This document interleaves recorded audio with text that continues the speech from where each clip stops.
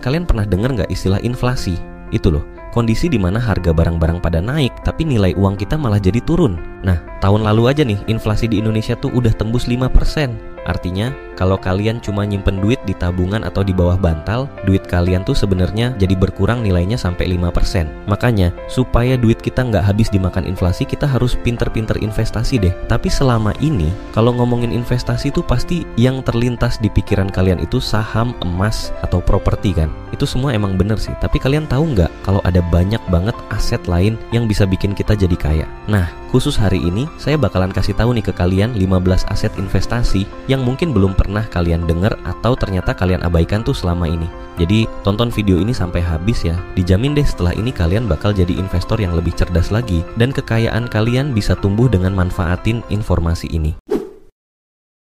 Oke, kita mulai dari aset favorit semua orang nih, yaitu properti. Saya yakin banget kalian semua pasti mau dong punya investasi yang nilainya stabil dan harganya naik terus. Nah, itu dia nih keunggulan investasi ini. Apalagi kalau kitanya berinvestasi buat jangka panjang. Harga properti itu tuh jarang banget turun. Perhatikan deh, dari dulu sampai sekarang, harga tanah dan bangunan itu mayoritas naik terus. Bandingkan sama investasi lain deh, kayak saham atau emas yang harganya bisa naik turun drastis. Selain nilainya naik, properti itu juga bisa ngasih kita pemasukan rutin dari sewa atau kos-kosan. Carilah properti yang berlokasi di daerah berkembang atau dekat dengan pusat keramaian, kayak kampus, perkantoran, atau mall. Kenapa? Karena daerah-daerah ini tuh punya magnet buat menarik orang untuk tinggal atau berbisnis di sana. Kalau budgetnya pas-pasan, mending pilih rumah tipe kecil dulu aja di daerah berkembang. Intinya, kalian harus pastiin beli properti di lokasi yang masih punya ruang untuk berkembang. Coba deh perhatiin daerah-daerah pinggiran kota kayak Tangerang Selatan, Depok, Kediri, atau Badung. Dulunya tuh masih sepi, tapi sekarang udah rame banget kan, dan harga propertinya udah tinggi banget.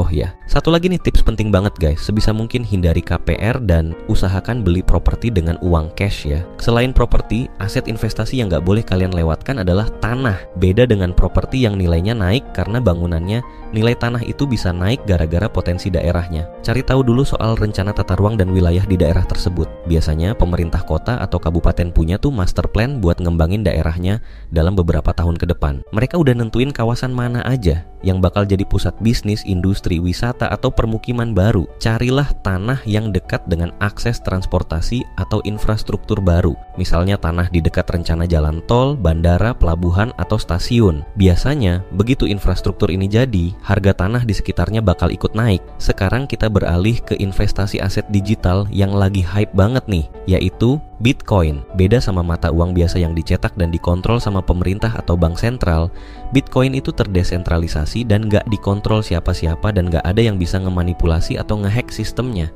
Yang bikin Bitcoin disebut sebagai aset digital adalah jumlahnya yang terbatas, yaitu cuma 21 juta koin aja di dunia. Bayangin aja, pas pertama kali dirilis tahun 2009, harga satu Bitcoin cuma sekitar Rp1.000 aja. Tapi sekarang harganya udah tembus 1 miliar. Gila nggak tuh? Buat invest di aset ini, kalian harus pilih platform atau exchange yang terpercaya buat beli Bitcoin. Tapi sebelum terjun, penting banget nih buat diingat. Kalian harus paham banget analisis fundamental dan analisis teknikal dulu ya, biar nggak shock kalau tiba-tiba harganya anjlok. Kuncinya adalah pelajari ilmu analisis investasi dan pilih platform yang terpercaya buat beli dan nyimpen Bitcoin kalian. Nah, udah pada tahu Bitcoin kan? Sekarang kita bahas soal adik-adiknya Bitcoin nih, yaitu altcoin. Yap, altcoin itu adalah istilah buat semua mata uang kripto selain Bitcoin. Kalau Bitcoin itu diibaratkan emas, altcoin ini kayak perak, perunggu, atau logam mulia lainnya. Nah, yang bikin altcoin menarik buat investasi adalah harganya yang relatif lebih murah dari Bitcoin, jadi lebih terjangkau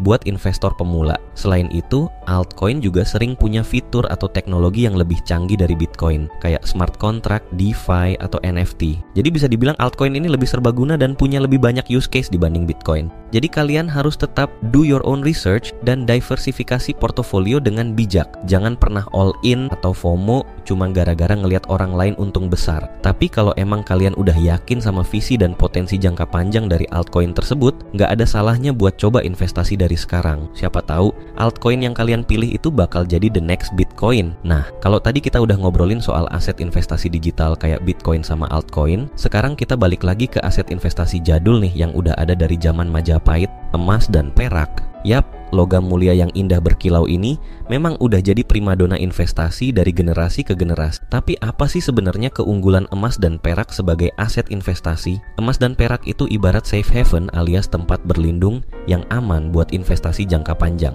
Jangan lupa perhatikan bentuk dan ukuran emas atau perak yang mau kalian beli. Kalau untuk investasi, disarankan beli dalam bentuk koin atau batangan yang ukurannya kecil, misalnya 1-10 gram untuk emas atau 250-1000 gram untuk perak. Kenapa? Karena lebih praktis dan mudah dijual kembali dalam keadaan mendesak. Kalau kalian beli dalam bentuk perhiasan, biasanya harganya bakal lebih mahal karena ada biaya tambahan untuk desain dan pembuatannya. Nah guys, sekarang kita masuk ke topik investasi yang gak kalah seru nih, kepemilikan bisnis. Coba deh kalian bayangin, seandainya kalian punya saham 50% di bisnis warung makan yang omzetnya 50 juta per bulan. Itu artinya, kalian berhak dong dapat setengah dari profit bersihnya sebagai pemilik saham. Kalau profitnya 20%, berarti tiap bulan kalian bisa dapat 5 juta cuma dari duduk manis sebagai investor. Enak kan? Kalian bisa dapat passive income alias duit yang ngalir terus tanpa harus kerja aktif selama bisnisnya berjalan lancar ya. Nilai saham yang kalian miliki juga bisa naik berlipat-lipat kalau bisnisnya makin gede dan sukses. Sebagai pemilik bisnis, kalian juga harus siap menghadapi pasang surut bisnis. Nggak selamanya untung, pasti ada kalanya rugi juga.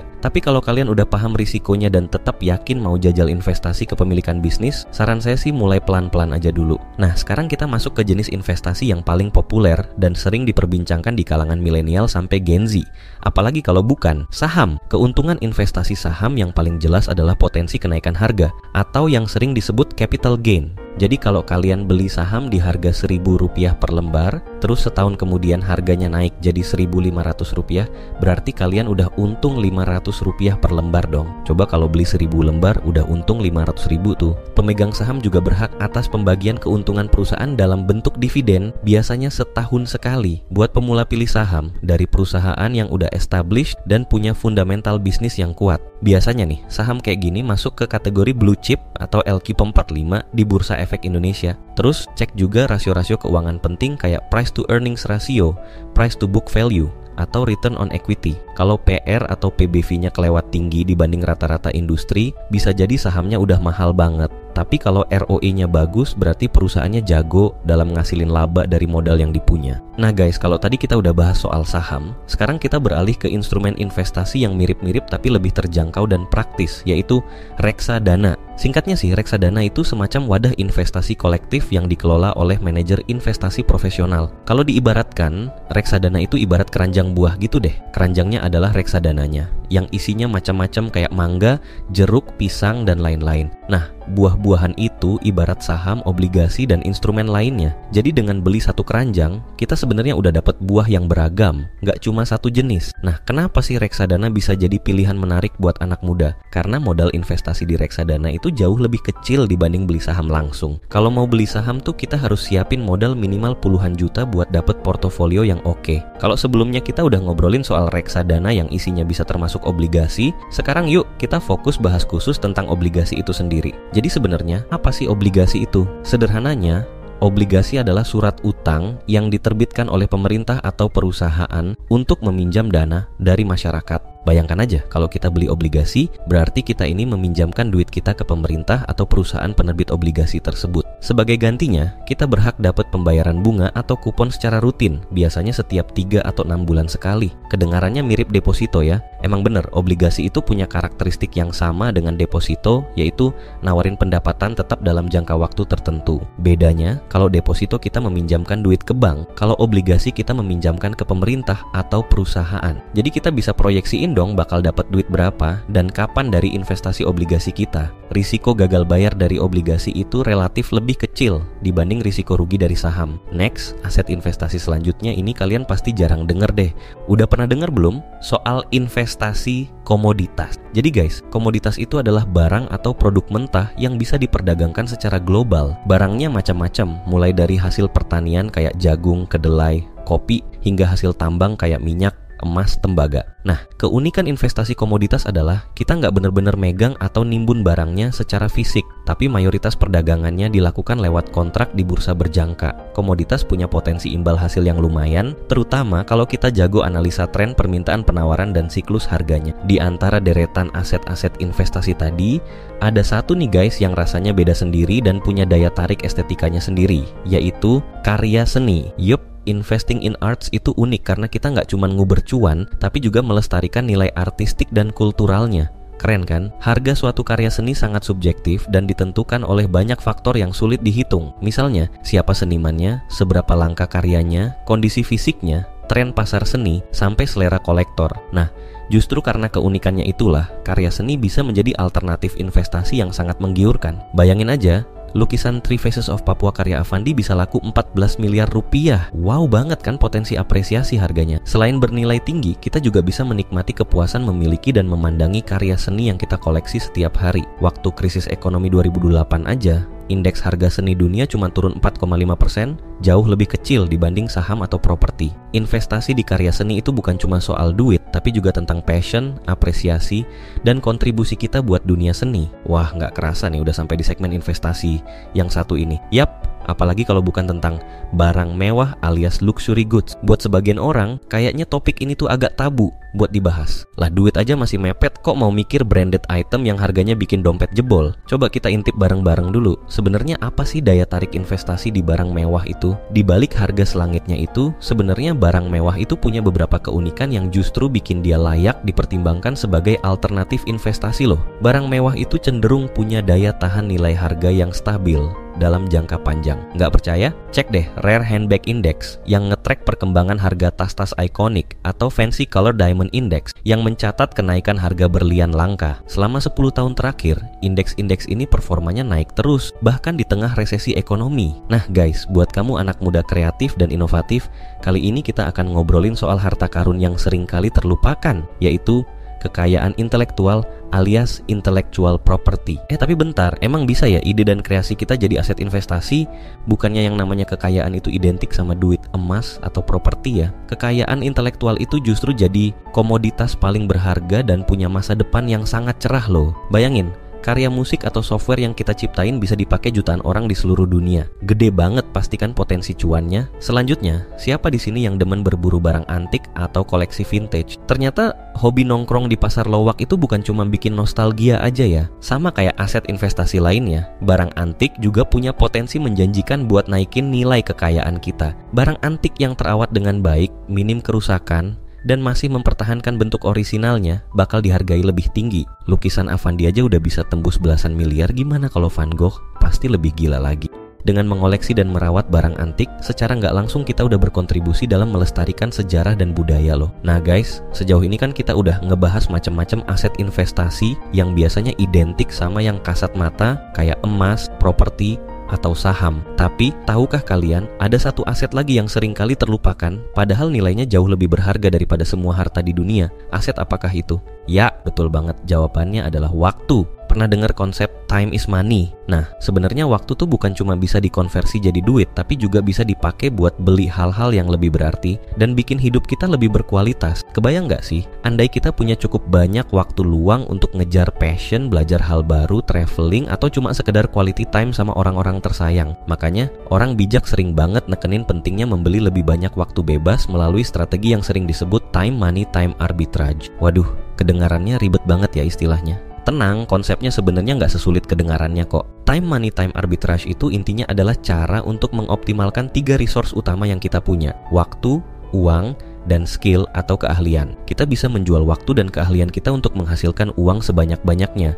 Tapi uangnya nggak buat foya-foya, melainkan untuk menyewa waktu orang lain supaya bisa kerja buat kita. Maksudnya gimana tuh nyewa waktu orang lain? Jadi gini, dengan mempekerjakan orang lain, sebenarnya kita udah nyewa waktu mereka kan? Nah, tugas kita adalah buat mastiin waktu yang udah kita sewa itu bisa menghasilkan output yang baik. Dengan terus merecycle waktu jadi uang dan uang jadi waktu orang lain, kita sebenarnya udah membelah waktu kita jadi berkali-kali lipat lebih efektif. Karena yang kerja keras tuh nggak cuman kita, tapi juga dibantu orang lain. Ini tuh sebenarnya rahasia para pengusaha sukses yang bisa ngehasilin duit miliaran tanpa harus kerja 24 jam sehari 7 hari seminggu. Contohnya gini deh, misalnya Semisal kita punya bisnis jualan baju online. Awalnya, semua hal kita kerjain sendiri, mulai dari desain, produksi, sampai packing dan kirim barang. Nah, dengan cara time money time arbitrage, kita bisa mulai sewa waktu orang lain nih. Misal, kita rekrut satu desainer buat handle produk, satu admin buat kelola pesanan, dan satu kurir buat delivery. Dengan gitu, kita bisa fokusin waktu kita yang terbatas untuk hal-hal yang lebih strategis kayak marketing, partnership, atau ekspansi bisnis. Karena pada akhirnya, orang yang bisa membeli waktu sebanyak-banyaknya sambil tetap punya kontrol atas bisnis adalah orang yang bakal menang di era kompetitif kayak sekarang. Jadi, udah siap ngehack waktu, yuk tancap gas. Dan jangan ragu buat mulai menukar waktu jadi hal yang bernilai tinggi. Karena satu-satunya hal yang gak bisa dibeli di dunia ini adalah waktu. Wah guys, gak kerasa ya kita udah sampai di penghujung video. Dari mulai aset investasi yang mainstream kayak properti, emas, dan saham, sampai yang anti mainstream kayak barang antik atau intellectual property. Kalau dirasa video ini bermanfaat, mohon bantuannya buat subscribe, like, komen, dan share ke teman-teman atau keluarga biar mereka juga dapat ilmu yang kalian dapat. Semoga sedikit materi tadi bisa buka wawasan dan perspektif baru ya soal beragam pilihan investasi yang sebenarnya ada di sekitar kita. Yang penting sekarang tinggal gimana cara kita memilih kombinasi aset yang ideal dan sesuai profil risiko masing-masing. Ingat ya, semua ini bukan cuma soal duit, tapi gimana kita bisa terus meningkatkan nilai dari waktu yang kita punya. Karena dengan punya lebih banyak waktu berkualitas, kita juga punya kesempatan lebih besar untuk menebar manfaat, membahagiakan sesama, dan tentu aja menikmati hidup yang cuma sekali ini. Semua butuh proses dan konsistensi. Kuncinya, nikmati aja dulu setiap fase dari perjalanan kita ini. Seperti kata pepatah, waktu terbaik menanam pohon adalah 20 tahun lalu, waktu terbaik kedua adalah sekarang. Daripada galau mikirin, coba dulu gue mulai nabung dari kuliah, mending kita fokus aja sama yang bisa kita lakuin sekarang. Karena sejatinya, kekayaan yang hakiki itu justru berawal dari jiwa yang tenang, pikiran yang jernih, dan hati yang berlimpah. Happy investing and happy harvesting guys. Sampai jumpa lagi di video berikutnya.